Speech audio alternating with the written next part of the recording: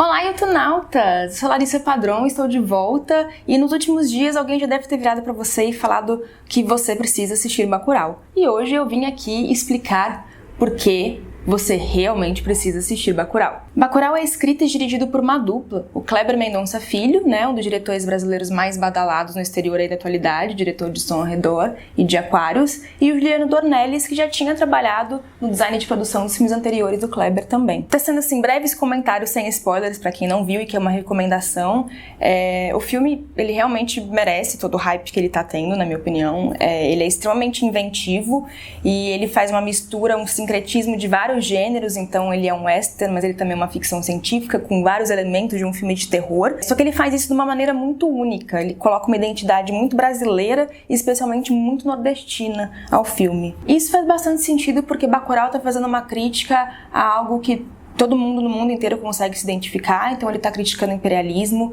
ele está criticando uma violência que vem sendo crescente e institucionalizada, ele está fazendo uma crítica ao aumento da violência contra quem é diferente, contra quem pensa diferente, mas ao mesmo tempo ele está falando sobre algo que é profundamente brasileiro, que é esse ranço colonialista que a gente ainda tem no Brasil. Ele está falando sobre essa elite atrasada que não respeita as suas raízes, sobre essa violência que é uma bola de neve no Brasil e que tem as minorias principalmente na mira, e ele tá falando sobre esse desejo de justiça que o povo brasileiro vem alimentando depois de várias violações de direitos aí, de várias perdas de direitos que a gente vem enfrentando. É um filme bem tenso, assim, tem cenas muito fortes e ele consegue despertar diferentes emoções. Eu, por exemplo, eu dei muita risada, mas eu também fiquei muito apreensiva, o suspense dele é muito forte, eu chorei, eu me identifiquei, então ele é um filme que consegue despertar uma cadeia de emoções justamente por causa dessa intensidade dele. Ele é um filme forte e eu tive o privilégio de assistir ele aqui em Belo Horizonte numa sessão que foi seguida de um debate com a presença do Kleber e da equipe mineira do filme, no qual rolaram várias perguntas de diferentes assuntos para eles. Ficou muito legal o resultado desse debate, ele ajuda muito a entender o processo, não só de produção, mas os pensamentos que geraram o filme. E tem uma versão desse debate sem spoilers, no qual eles não entregam muitos pontos reveladores da trama, no meu IGTV, lá no Instagram. Então aí na descrição tem o link no meu Instagram. Mas pra quem não assistiu ainda, eu vou reforçar o coro de assista Bacurau e assista no cinema. Eu acho que isso é algo que é importante falar. O cinema brasileiro está passando por um momento extremamente paradoxal. A gente tem produções sendo premiadas aí no mundo inteiro, sendo reconhecidas pela crítica do mundo todo, produções de extrema qualidade. Só nesse ano, além de Bacurau, que ganhou o prêmio do júri, que é como se fosse o terceiro lugar lá na mostra principal do Festival de Cannes, a gente tem A Vida Invisível, do Karim Anu, que ganhou o prêmio principal da mostra Um Certo Olhar, que é a segunda mostra. A Bárbara Paz acabou de ganhar prêmio com o documentário dela no Festival de Veneza. E ao mesmo tempo que a gente está nesse momento incrível em termos de qualidade, em termos de reconhecimento, dentro do nosso próprio país, o cinema tem enfrentado diversos ataques. Os profissionais de cinema têm enfrentado diversos ataques e estão correndo sérios riscos de perderem seus empregos em breve. Então a gente tem aí a Ancine perdendo cada vez mais investimento, perdendo cada vez mais autonomia, correndo sérios riscos, inclusive, de continuar existindo. A gente tem editais que colocam questões ideológicas em vez de meramente técnicas para censurar filmes. Inclusive nos créditos finais de Bacurau aparece isso, que esse filme gerou 800 empregos e que cinema, além de ser identidade, é indústria. Então a gente precisa do cinema brasileiro não só porque faz parte da nossa identidade cultural e isso por si só já é importantíssimo, mas porque é uma indústria e é uma indústria extremamente lucrativa. Acho que Hollywood está aí para provar isso, é uma das maiores indústrias do mundo. Não foi sempre iniciativa privada, precisou de investimento público. Não dá para fazer uma indústria do tamanho da indústria audiovisual no Brasil sem investimento público. O governo nunca doou dinheiro para o cinema brasileiro. O que o governo faz é permitir o incentivo através da isenção fiscal. Então o filme ele tem que correr atrás de financiamento. A empresa que investe vai ter essa isenção fiscal. E eu uso a palavra investe porque realmente esse é o termo.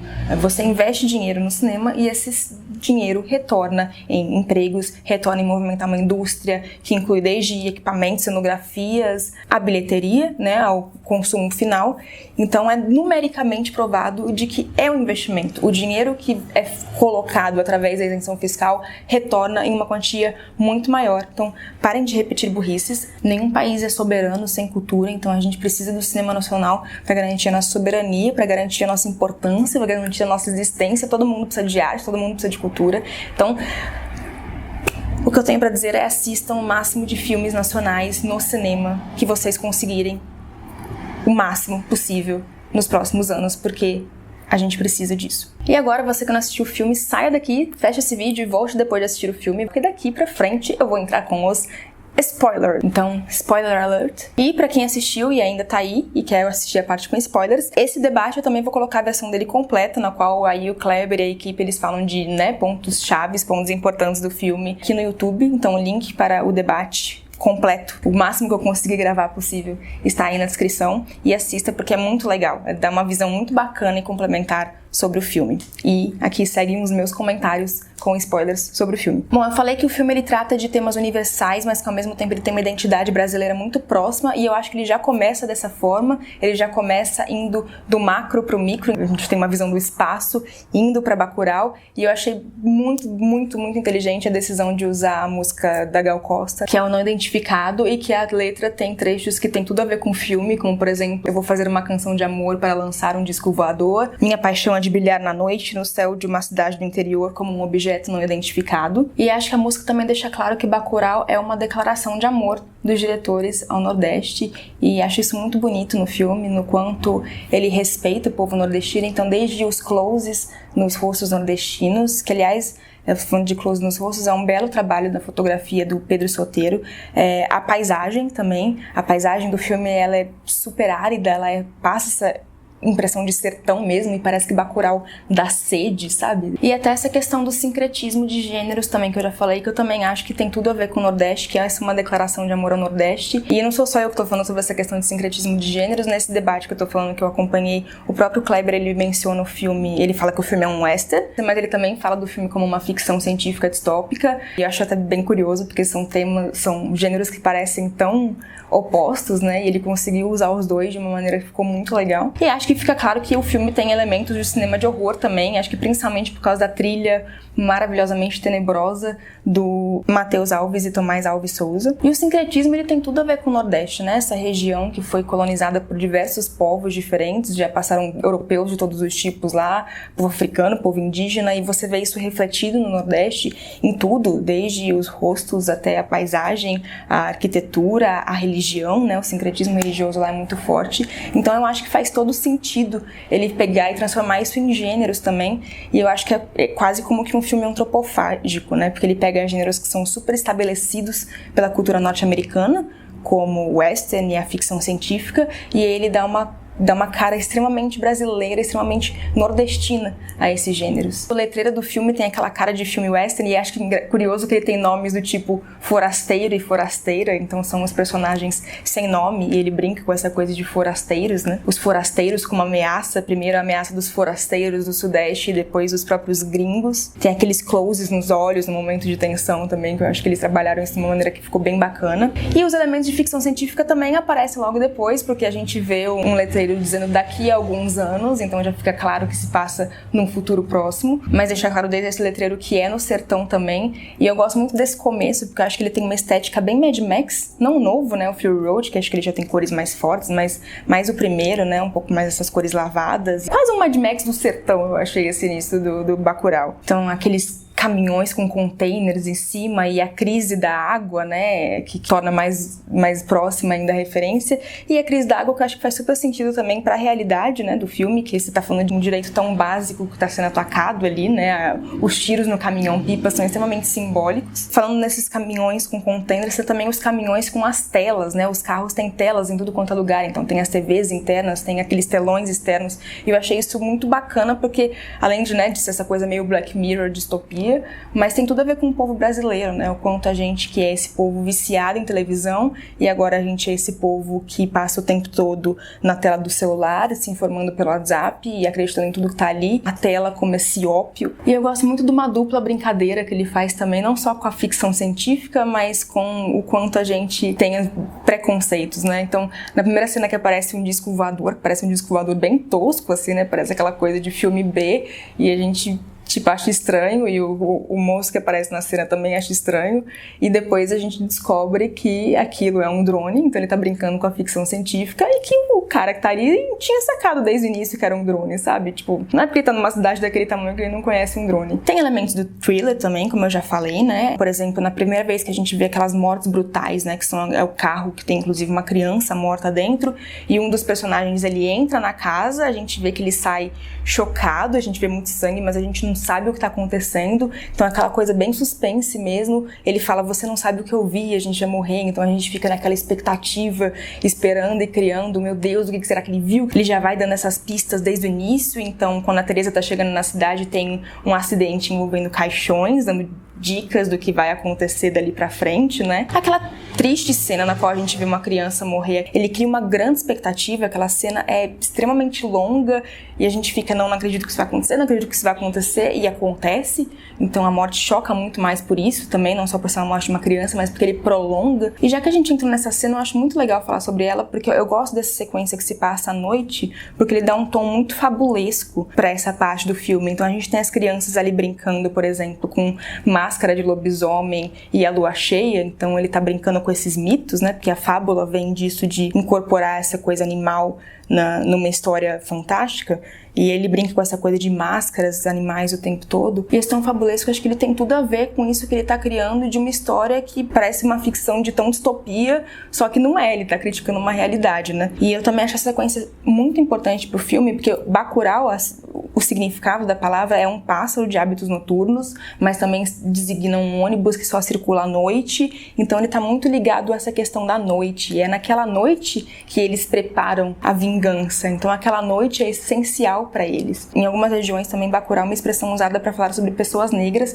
e também acho que super interessante o quanto ele aborda essa questão de como a gente enxerga o outro através da cor, do como a raça é tratada no Brasil. E esse suspense que ele cria, ele é extremamente tarantinesco, né? Aquela cena na mesa, na casa dos gringos, ela é extremamente Tarantino, porque ela é uma cena extremamente longa, na qual ele vai trabalhando essa coisa da tensão crescente, que culmina numa violência absurda, né? Minha única pequena crítica a essa cena, que eu acho que é algo um pouco desnecessário, é que ele mostra o crachá dos brasileiros, mostrando que eles têm algum cargo importante, que agora eu não lembro qual cargo ao certo é, e isso depois não tem a menor importância na trama. Então ele introduz algo que depois nunca mais vai ser usado. Também porque depois a gente entra naquela sequência de ação, terror bizarro dos body counts, né? Que, tipo, simplesmente pelo sangue, pela violência, a violência vai se tornar extremamente gráfica, né? Daquele momento ali pra frente. Então, estilisticamente, o filme mistura diversos gêneros, mas eu acho brilhante o quanto ele consegue fazer isso sem perder a unidade, sem perder uma identidade do filme.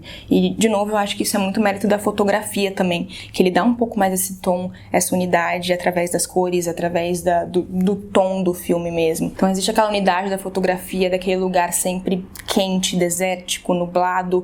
Eu gosto muito na cena do velório, né, quando a Teresa chega pro velório da avó dela, o quanto tem um tom sépia naquele velório, como se aquilo desse uma cara de memória, de lembrança, né, para aquela cena, que me lembrou muito aqueles quadros que as pessoas costumam ter antigos, assim, dos avós nas paredes, nas casas do Nordeste, sabe? E estilicamente também eu acho que tem algumas coisas a ver, que tem tudo a ver com a cinematografia do Kleber, então algumas licenças poéticas que ele toma durante o filme. Por exemplo, nesse eu destaco a cena que a avó dela tá sendo enterrada e a gente começa a ver água saindo do caixão, né? Me lembrou muito a cena do som ao redor, daquele banho vermelho que parece com sangue. Tem algo do estilo dele ali, mas eu achei estilisticamente bastante diferente de Aquários ao Som ao Redor. Mas em compensação, tematicamente, eu acho que é claro que é uma assinatura ali do Kleber, sabe? É possível ver que ele tá fazendo, que ele tem aqueles temas de autor mesmo, que ele tá trabalhando ao longo da cinematografia dele, e que eu acho que tem amadurecido cada vez mais. Então, desde o Som ao Redor, que eu acho que foi até um pouco visionário, porque o Som ao Redor é de 2012, né? E 2013 eu acho que ficou mais claro que o brasileiro estava vivendo nesse caldeirão fervilhante de embate entre classes, né? Ele fala muito sobre esse embate entre as classes diferentes, entre os choques de poder. Então acho que faz tempo que o Kleber vem trabalhando esse jogo entre elites no Brasil, que tem se intensificado cada vez mais e deixa como vítimas, infelizmente, o povo brasileiro. E aqui eu acho que fica claro esse jogo de superioridade, sabe? Eu sou mais branco que você, que existe o branco e existe o mais branco, ou quando o personagem do Kiev fala eu sou mais americano que você, que é um alemão falando para um outro americano, esse choque entre pessoas que se veem de forma tão diferente, sendo que na verdade nem sempre elas são tão assim, que é um dos problemas profundos do Brasil, sabe? Esse embate de classes. E nesse sentido, até personagens que fogem desse estereótipo, né, têm consciência, né, do quanto classe é algo importante para a diferenciação. Então, eu acho bem bacana, por exemplo, quando a Teresa tá chegando na cidade e ela tá de jaleco e ela fala que o jaleco é uma proteção, né? Porque o jaleco, ele dá esse poder, né? Ele confere esse poder a ela. E aí eu acho que a gente entra naquela temática principal do filme, que é o país que tá num embate constante entre raças, entre classes, entre diferentes hierarquias de poder, entre diferentes regiões do país, e o quanto isso tem sido brutal, o quanto isso tem levado à barbárie. E aqui, por isso que eu acho bastante importante ele usar a figura do estrangeiro, né? Porque o estrangeiro dá essa sensação de não pertencimento. Eu acho que existe uma crise de identidade no povo brasileiro, de não se reconhecer pertencente ao povo brasileiro, e sim a buscar essa superioridade, muitas vezes, que gera tensões terríveis. Inclusive no debate, Kleber falou que muita gente sempre se refere como se fosse um filme que retrata o Brasil da era Bolsonaro, e é impossível você assistir esse filme e não fazer essa relação, e ele entende isso, mas que o filme terminou de ser filmado, inclusive, antes do Bolsonaro se eleger presidente, então que não era a intenção. Mas eu acho que esse caldeirão fervilhante, essa polarização que só aumenta no país, não é algo que pertence só ao governo Bolsonaro, né? Algo que a gente vê vindo crescendo aí há muito tempo, especialmente desde 2013, acho que se intensificou muito em 2016. Então ele fala, né, que é assustador que ele fez um filme que seria para ser uma ficção científica distópica, e quando o filme foi lançado, ele até que não está tão longe da realidade assim. Então a gente acompanha Bacurau, essa cidade que de repente saiu do mapa, e acho muito simbólico isso, sair do mapa, porque é algo que vem acontecendo com o Brasil. A gente já foi uma das maiores economias do mundo, e ultimamente a gente tem perdendo cada vez mais a nossa importância geopolítica por causa de uma constante de erros e de desgovernos. E esse lugar que está saindo do mapa, e também representa, eu acho que um pouco o quanto as pessoas mais simples, o quanto realmente o povo é cada vez mais invisível para essas elites, né? Então a gente conhece e sente muita empatia por aquele povo que é simples e que está lutando por algo básico. Eles estão lutando por sobrevivência, né? O que a maioria dos brasileiros estão fazendo, só que nesse caso aqui é uma sobrevivência mesmo, né? Literal. Pouco depois a gente é apresentado o personagem do Tony Júnior, que eu acho que é um personagem muito importante, que é o prefeito, e a maneira como ele é apresentado eu achei brilhante, que ele vem acompanhado de um jingle que é Tony Júnior está chegando caminhando pelo povo, e na verdade ele está chegando sozinho. Então essa farsa política que é montada, e o quanto é simbólico ele jogar um caminhão de livros como se aquilo fosse um presente, e demonstra esse descrédito pela ciência, pelo conhecimento de boa parte, da maior parte dos nossos governantes atual, né? São livros sendo jogados como uma mera mercadoria. Adoro a parte que alguém vira e fala pro Tony Júnior: respeita o seu avô, né? Porque... E eles fazem várias dessas ironias, né? Por exemplo, tem aquele momento que a personagem da Sônia Braga fala sobre um remédio, que inclusive é vendido na forma de supositório, porque, né, nós estamos...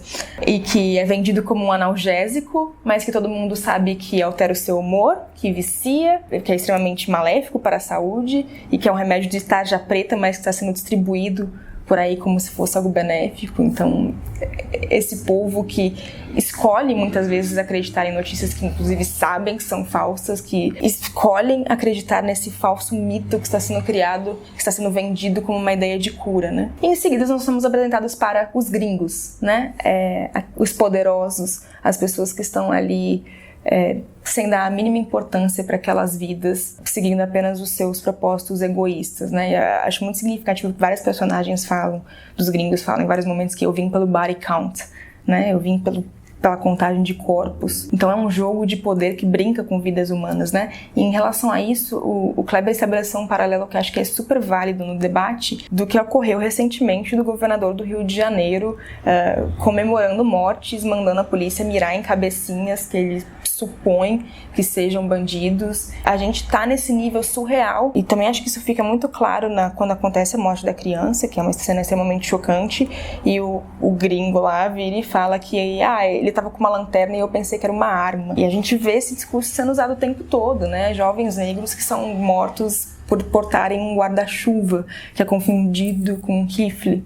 E ao se sentirem ameaçados, o povo de Bacurau, que tá lidando com a violência o tempo todo. A gente vê essa violência estampada nas TVs que eles veem. A gente vê que a prostituição ali é muito forte, que é uma das formas de violência mais institucionalizadas que tem. E esse povo que tá ali exposto à violência sofre uma violência brutal e reage com mais violência. Então é extremamente violento, mas eu acho que mesmo assim a gente vibra, a gente celebra, porque a catarse funciona muito nesse filme, porque o povo brasileiro tá com um gigante nó na garganta de não aguentar mais esse tanto de injustiça, né? Esse tanto de direito básico que a gente vê as pessoas perdendo, principalmente as pessoas mais pobres, as pessoas mais simples, a quantidade de violações de direitos humanos que a gente vê ocorrer. E aí eu acho que não é à toa que na hora do enterro das pessoas de Bacurau que morrem, que eles começam a falar os nomes, a gente ouve os nomes Marielle, a gente ouve os nomes Marisa, Letícia, que foram mulheres que foram brutalizadas por causa dessa elite que simplesmente não se importa com a vida alheia. Então eu não acho que o Lunga, os personagens são tratados como heróis, eu acho que tem algo de anti-herói ali, mas nós torcemos por eles, justamente porque eu acho que essa catarse, que esse desejo reprimido funciona. E em relação a isso, inclusive, eu gravei um parênteses gigantes, eu gravei um podcast nessa semana sobre por que a gente é tão atraído pela violência no cinema, no qual a gente fala muito sobre catarse, sobre a gente ter desejos reprimidos que a gente quer ver na tela do cinema. Então acho que vale ouvir como forma complementar, eu vou deixar o link aí na descrição. É inevitável que role também um questionamento, né? Por quê? Por que a gente celebra essa barbárie? E o que toda essa violência está gerando? O que essa série de perdas de direitos básicos está gerando de violência na população, está gerando de ódio na população, e onde isso vai levar, sabe? O que mais precisa acontecer para a gente reagir? A gente precisa esperar chegar nesse ponto para reagir a tantas violências que a gente vem sofrendo. E, bom, como eu falei, né, de violência, acho que o personagem mais violento no filme nesse sentido, além dos gringos, é claro, é o Lunga, que eu acho um personagem incrível, eu acho o grande personagem do filme. Teve algo que eu pensei muito assistindo o filme e que eu fiquei pensando, nossa, eu tô viajando muito na maionese. Eu queria perguntar isso no debate, mas eu fiquei com vergonha de todo mundo ao redor eu olhar e falar, nossa, você está viajando muito na maionese. Que eu estabeleci um pequeno paralelo entre o Lunga e o Lula. Não só pelos nomes serem parecidos, mas por ser esse personagem que nas telas de TV é vendido pro povo como alguém perigoso, alguém que precisa estar na cadeia, alguém que é uma ameaça, mas que no momento que o povo mais precisa, ele é o primeiro a quem o povo recorre. E assim, até o lugar que ele tá, né, aquele forte, né, aquela base hidrelétrica que parece uma cadeia de segurança máxima cercado de pessoas armadas, e o pacote chegando lá e falando pra ele, o povo de Bacurau sabe o que vocês fez por eles e a gente precisa de você. Eu não sei se eu viajei na maionese, fala aí o que vocês acharam. Mas de qualquer maneira, eu achei um personagem brilhante, um personagem incrível. O Kleber falou um pouco sobre a construção desse personagem no debate, ele fala sobre as decapitações, né, e fala sobre a influência do cangaço, claro, já que é um filme que se passa no sertão, né, mas ele também fala sobre algo que acontece cotidianamente nos presídios, especialmente no norte e no nordeste, que são essas decapitações, né, isso é, infelizmente, algo comum. O brasileiro é um povo violento pra caralho. E o quanto essas pessoas que vão parar nos sistemas prisionais, como o Lunga aparentemente foi, acabam sendo influenciadas por essa violência brutal, né? E isso desencadeia uma cadeia de violência que gera 60 mil homicídios todos os anos no Brasil, né? E tem uma parte que eu não consegui captar essa parte no debate, mas que ele fala muito sobre rostos cinematográficos. Eu acho que o rosto do Lunga o rosto do Lunga é extremamente cinematográfico, assim, e é muito mérito do ator, que eu achei que fez um trabalho brilhante, assim, ele tem uma cara de quem busca por vingança pelo que fizeram com ele, mas ao mesmo tempo ele é humanizado, então é um grande trabalho do Silvério Pereira. No geral, o elenco é muito bom e acho que nem precisamos falar de Sônia Braga, rainha. Você compara, por exemplo, esse papel dela com o papel dela em Aquários, e são mulheres completamente diferentes. Então, a personagem dela, existe um trabalho de voz, existe um trabalho facial que mostra um cansaço, uma vida de uma mulher sofrida, mas existe um trabalho corporal que mostra alguém que está pronta para reagir, que tem essa força, né, de quem já sofreu muito e não aguenta mais. Então, achei brilhante também o trabalho dela. E chegamos aos Estrangeiros, que são liderados pelo Michael, interpretados pelo Udo Kier, né, que é um ator alemão, que acho que faz um ótimo trabalho também. E eu vi algumas críticas de que os gringos, eles são personagens rasos, eles são personagens que não são humanizados, são personagens que não são muito bem trabalhados ou desenvolvidos no filme.